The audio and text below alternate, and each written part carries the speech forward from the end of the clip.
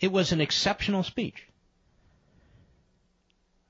And I say that as a conservative.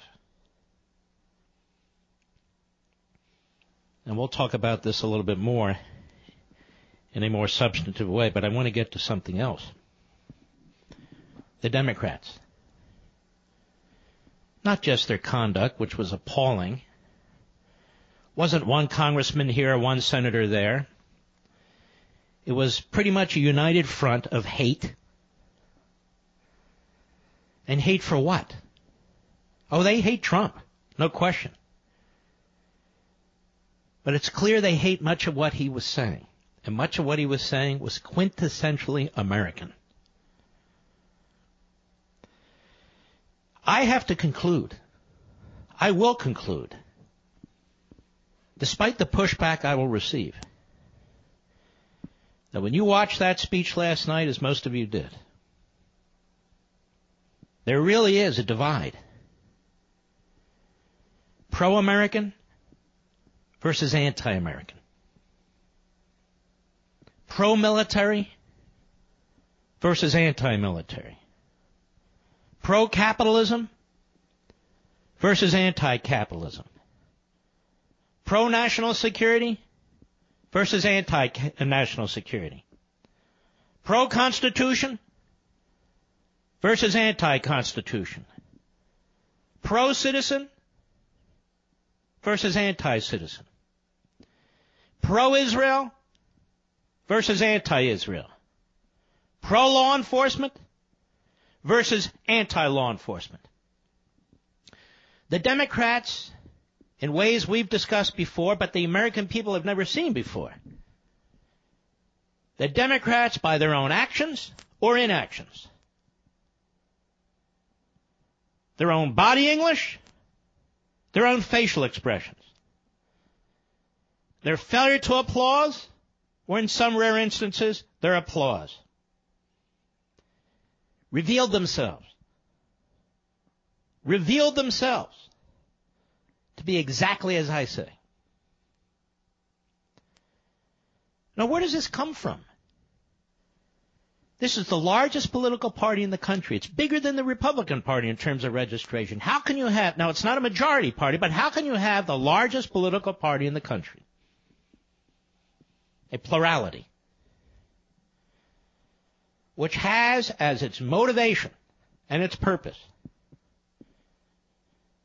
the destruction of the American spirit, the destruction of the American system, the repudiation of American principles and American history. Where does this come from? How is this possible? Well, this isn't the first society in which such a force existed, and I've told you before. Most of the great people who we have studied, who've done great things, have said that if this nation is to be destroyed, it will be destroyed from within.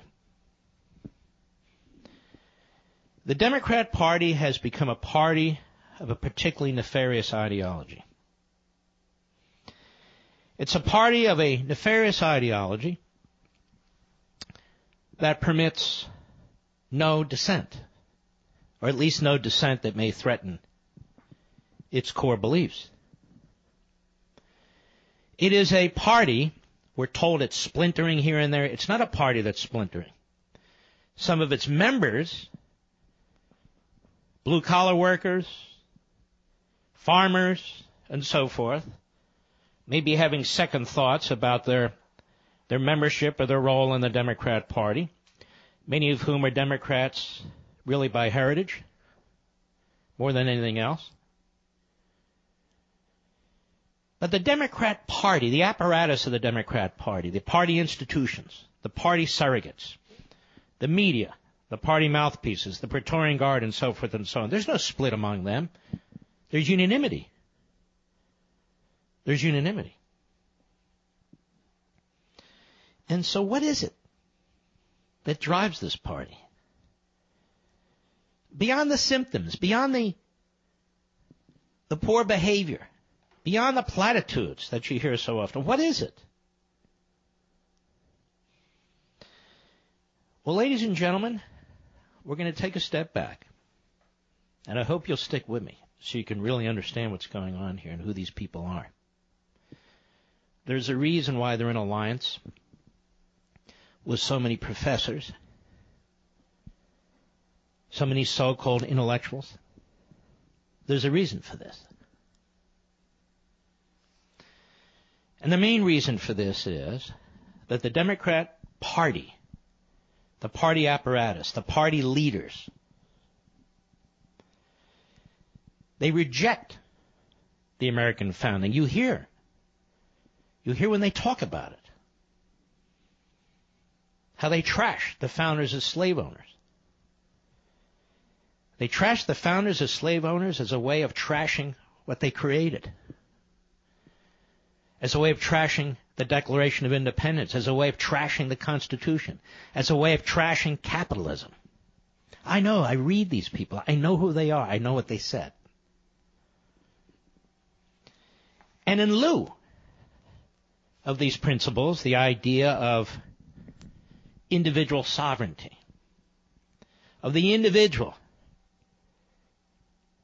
the revering the individual apart from the government, in lieu of this, they believe that the individual can only fully realize himself or herself through a centralized government. I want to talk to you briefly about a German philosopher. I hope you'll stick with me on this. His name is Hegel. And he lived from 1770 to 1831. He was the most important German philosopher for 200 years. There was another German philosopher who stole from him. His name was Karl Marx, and more particularized the Hegel philosophy and applied it to materialism. But I'm not going to talk about Marx right now. I'm talking about Hegel. An enormous influence on Marx and Friedrich Engels. But he also, in many ways, is the philosophical father of the American progressive movement, the progeny of which you saw in the spectacle on the Democrat side of the House of Representatives during the President's outstanding State of the Union speech. And there's a reason why you'll saw them cringing, genuflecting, walking out, sitting still, when you thought they should have been doing the opposite. It's not about Democrat, Republican. It's about their ideology. And this Hegel. This is called the period of German idealism. Did you ever learn that in school? Most of you never heard of this. But most tenured professors in the social sciences, in the behavioral sciences, in the political sciences, in the philosophy courses, they are well read and trained in Hegel. In fact, before Hegel, there was no such thing as social sciences and behavioral sciences and all the rest. And he was very prolific. And he's legendary for developing the philosophy of what he called historical progress. Historical progress. What he said was basically, look, I'm not inventing a new philosophy. I'm describing an existing reality. And what is this reality? The reality, he says, is the history of the world is said to be progress toward conscious freedom and state of harmony. Conscious freedom and state of harmony? What's that? Conscious freedom is based on reason and spiritual principles, meaning self-realization. He doesn't mean religion there. Self-realization. As opposed to tradition and customs and habits. And they subordinate the individual's intellect, reasoning, and reflection, he argues. That is, your faith, Your traditions, your customs subordinate reason. You see where he's going with this? So he argued that human development, or the lack thereof, changes from one historical period to the next. Some societies are stuck in their own history. Others progress over time. But the trajectory of history generally is toward the ideal state. I'm taking this from Rediscovering Americanism, but that's okay. It doesn't matter where I'm taking it from, because I wrote it. You see how it's flipped? Individualism, the individual, must abandon all that's come before. The individual must abandon customs, traditions, faith, all of it. If the individual is going to be a person who can progress, who can reason, and so forth. Just get rid of all these ancient rituals. They don't mean anything. Now, you can see where Hegel, if he were around today, would reject our Constitution. He would reject the founders of the country. He would reject the framers of the Constitution, the ratifiers of the Constitution. None of that matters, Hegel would say. None of it matters. The history doesn't matter. The traditions, the print, they don't matter. Because we're reasoning ourselves. We're opening our minds to new possibilities. To what he calls, eventually, a fully developed state. And the fully developed state is the fully developed state of the government and the fully developed state of the individual. And in the end, they're one and the same. Got that? In the end, they're one and the same. And he calls this the final end. I might add that Hitler, in his own way, called it the final solution. But he calls it the final end. So that which appears irrational in a state will eventually be brought into harmony. And the state and the individual will be brought into a united harmony. Now you can see where Marx took off on this, right? Now, as far as I know, I could be the only one interested in this in the entire country. As far as I know, millions and millions of you listening to this were looking for something else.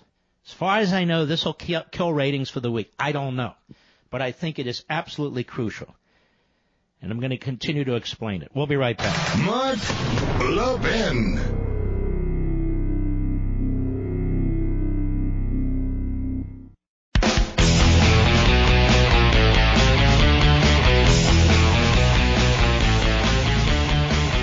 Now you can see where Mr. Hegel and his ideology run square into the wall of the Constitution and the founding principles of this nation, as concisely explained in the Declaration of Independence and beyond. The emphasis in our civil society, in our founding, was on the individual, not on the collective. Not on the collective, not on the government. But according to Hegel, you can't emphasize the individual. You got to emphasize this utopian, large, central state through which the individual finds happiness and fulfillment. Now, I want to talk about this some more because it is more relevant to what took place in the House of Representatives room yesterday than anything else I surmise that anybody else is saying. I will explain to you why they're doing what they're doing. If you'll stay with me, I'll be right back.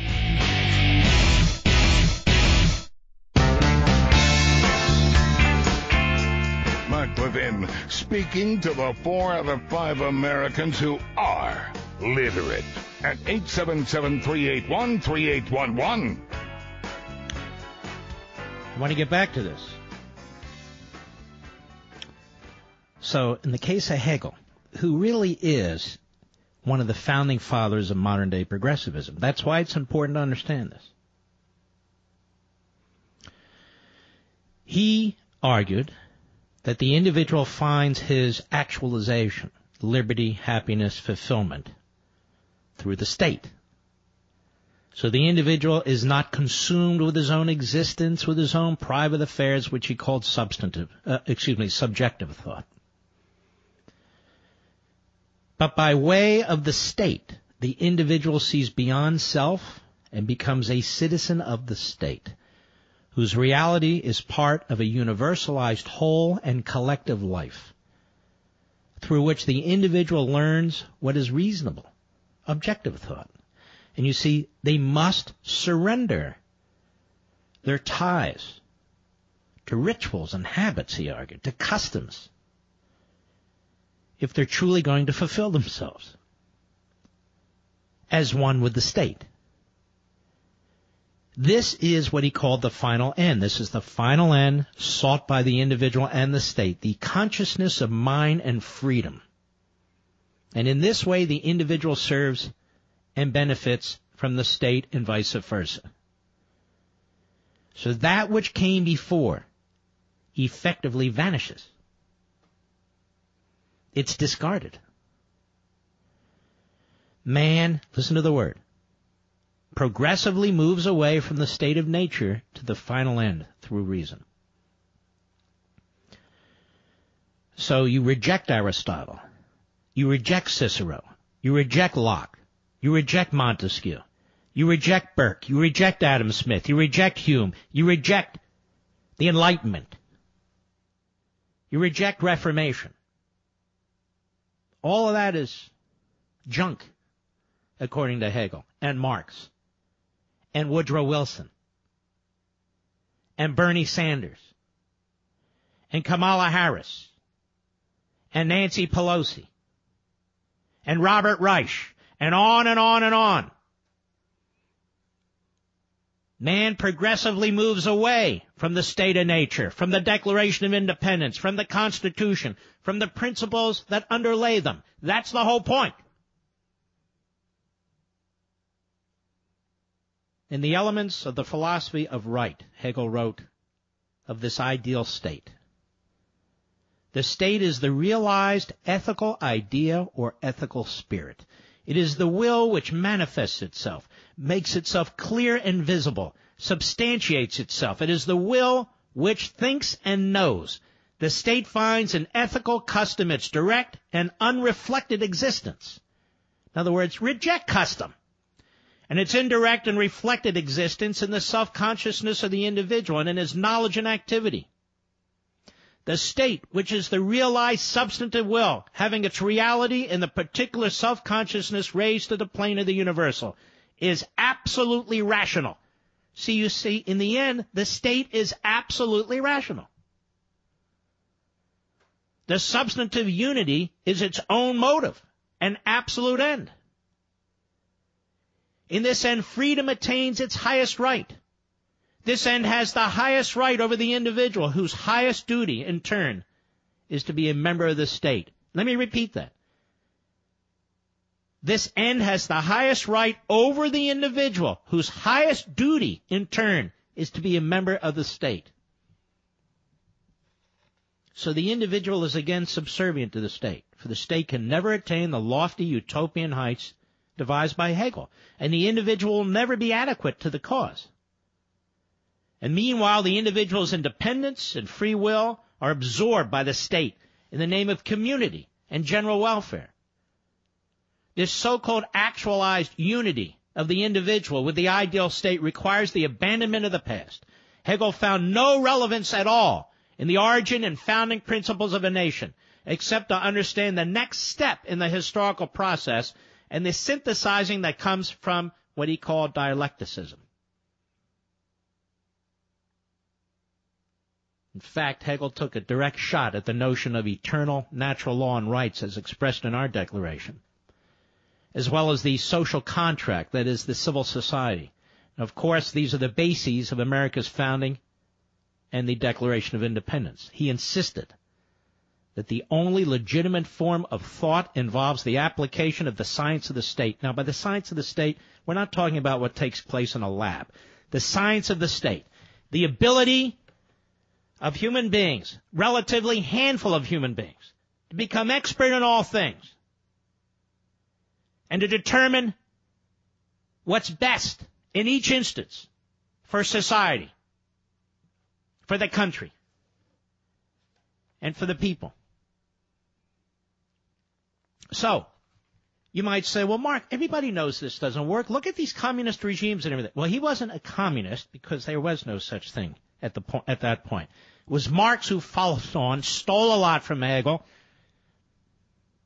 reworked it to try to appeal to, quote unquote, the common man. And Marx took this idea of historic dialecticism and turned it into what's called material dialecticism. Okay? Again, I'm not going to do Marx today, but the point is, he talked about the history of economics, that all things relate to economics. All things relate to economics. But like Hegel, you've got to create this all-powerful state. And the people need to relent and conform. And that's how you find your true liberty. And that's how you get your realization. And this is how you become one with the spirit of the state. That's what's going on, ladies and gentlemen, in the Democrat Party. That's what you saw during the course of the State of the Union speech. When Democrats refuse to rise or applaud, when the President of the United States was speaking of quintessentially American values and principles and beliefs, when the President of the United States was talking about securing the nation state on the border, when the President of the United States was talking about tax cuts to strengthen our capitalist, private market-oriented system, when the President of the United States was talking about strengthening our military and getting rid of sequestration, when the President of the United States was talking about faith and religious liberty, when the President of the United States was talking about the Bill of Rights like the Second Amendment, the reason why the Democrats wouldn't stand up is because they no longer share our reverence for our history, our principles, our traditions, and our beliefs. They've abandoned them, and they abandoned them 100 years ago. And what you're seeing is the progeny of Hegel, the progeny of Woodrow Wilson, the progeny of all these progressives at the turn of the last century and beyond, who reject the ideas that are in the Declaration of Independence. That's what's taking place. That's why they don't believe in a nation state. That's why they could care less about a border. They need power. They need power. Whether it's a judicial fiat or a populist election, they don't care. Their goal is to make you one with the state. So we can achieve what I wrote in another book called Ameritopia, this utopian state, where everyone's pretty much equal, everyone's pretty much happy, everyone's pretty much provided for. You can hear it in Bernie Sanders. You can hear it in Elizabeth Warren. You can hear it in Cory Booker. You can hear it in Schumer. You can hear it in Don Lemon. You can hear it in Jake Tapper. You can hear it in Wolf Blitzer. You can hear it throughout the lineups on MSNBC and CNN, NBC, CBS, and ABC. Most of them are too stupid to understand the source of their truly radical anti-human ideology.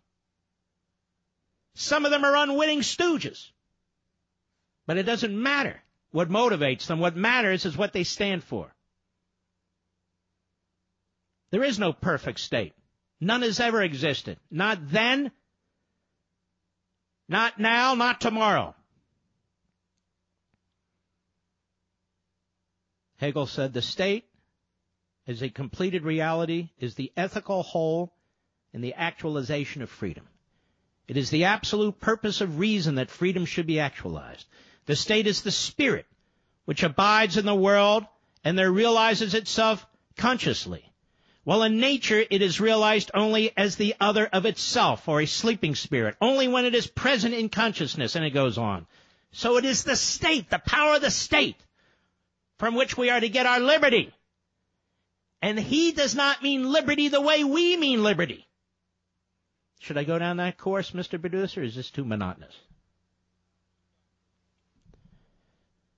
He does not mean liberty the way we mean liberty. You see, the progressives have an entirely different idea what liberty means than you do, than I do. than the framers did, than the revolutionaries did, than the ancient Greeks, than the ancient Romans. A totally different idea. Again, it comes out of this German ideological background. What they mean by liberty is something called positivism. Now, these words can get confusing, you see, because positivism sounds positive, just like progressivism sounds. I'm for progress. I like to be positive. So they've developed this entire line of thinking and law, positive law. And basically, it comes down to this. There are no moral truths. Law is not to be based on morality. Law is to be based on the science of reason. Pure and simple. Morality is another throwback. It's a throwback to religion and faith. It's a throwback to the founding. You need to expunge yourself of such ancient, quaint notions. The purpose of law is to advance the state. The purpose of law is to advance the progressive ideology. The purpose of law is to create this ubiquitous, utopian state through which each of us will be free, truly free, and self-realized. And in that, society will be truly free and self-realized. So, for the progressive, the left, the machinery of the Democrat Party, liberty is not about your individual liberty. As a matter of fact, your individual liberty is the cog in the wheel. Your individual liberty is the problem. The more you resist, the more you show that you can be successful and self-sufficient, the more you are destructive of this whole idea of liberty through the state, of actualization through the state. The more you are siding with Aristotle and Cicero and the founders and rejecting Hegel, Rousseau, and Marx, and rejecting progressivism. I'll be right back. Mark Levin.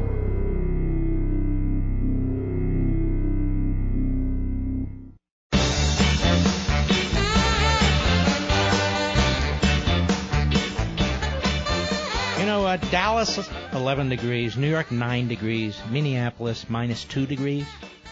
Winter's in full swing, folks, and your HVAC system is working overtime. Now, if you aren't properly maintaining your filters, you're not only breathing unhealthy air, you just might find yourself with no heat and thousands of dollars in repairs. Now, there's a better way with FilterBuy.com, America's leading provider of HVAC filters for homes and small businesses. FilterBuy.com carries over 600 different filter sizes, including custom options, all shipped for free within 24 hours. Plus, they're manufactured right here in America because they're owned by an American family. FilterBuy offers a multitude of MERV options, all the way up to hospital grade, so you'll be removing dangerous pollen, mold, dust, and other allergy-aggravating pollution while maintaining and maximizing the efficiency of your system. Right now, you can save 5% when you set up auto delivery, so you never need to think about air filters again. You never need to go to a warehouse store to find them. They come right to your door. They're scheduled, and they're ready to go. Save money, save time, breathe better with FilterBuy.com. That's FilterBuy.com, FilterBuy.com. Now, there was another philosopher of whom I am a great fan, and his name was Karl Popper, not to be in any way confused with Karl Marx. And he lived from 1902 to 1994. And he was a very, very harsh, correctly so, critic of Hegel. And he exposed Hegel's illogic. He said, Hegel's intention is to operate freely with all contradictions. All things are contradictory in themselves. What he means by that is, Hegel said that within society there will be forces that compete against themselves. One becoming more successful than the other, one victorious over the other. And that is how the process is to work. And that is how the process is to work.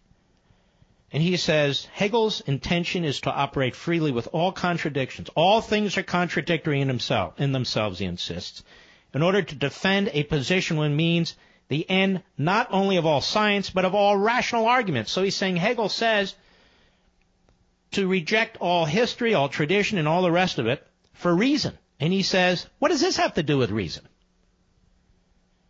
And the reason why Hegel wishes to admit contradictions is that he wants to stop rational argument, and with it scientific and intellectual progress, by making argument and criticism impossible. In other words, one idea defeats another, and you keep moving on until you reach your perfect society.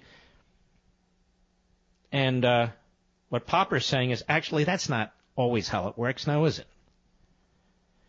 He says Hegel intends to make his own philosophy proof against all criticism so that it may establish itself as a reinforced dogmatism. And Hegel proved Popper's position when he, among other things, disparaged natural law, eternal truths, divine rights as fundamentally mythological and superficial. And of course, what also isn't said about Hegel is that he was one of the favorites of the monarchy in Germany. And it just so happens, as Popper points out, that Hegel, despite his ideology, was a mouthpiece for the monarchy. This is why in the end he rejected natural law. This is why in the end he rejected faith and religion. This is why in the end he was who he was. According to Popper, this was all an elaborate ruse. The problem is, ladies and gentlemen, Hegelism, Marxism, they serve as the ideological basis for this populist movement called progressivism, which is only populist if it wins the election. If it loses the election, in many ways it's fascistic. Doesn't accept the election, seeks to impose its will through federal district and circuit court judges, or the Supreme Court if it can, or a massive administrative state, which is created from progressivism. All right, I think we've been pretty heavy. I'll leave it at that. We'll move on. We'll be right back.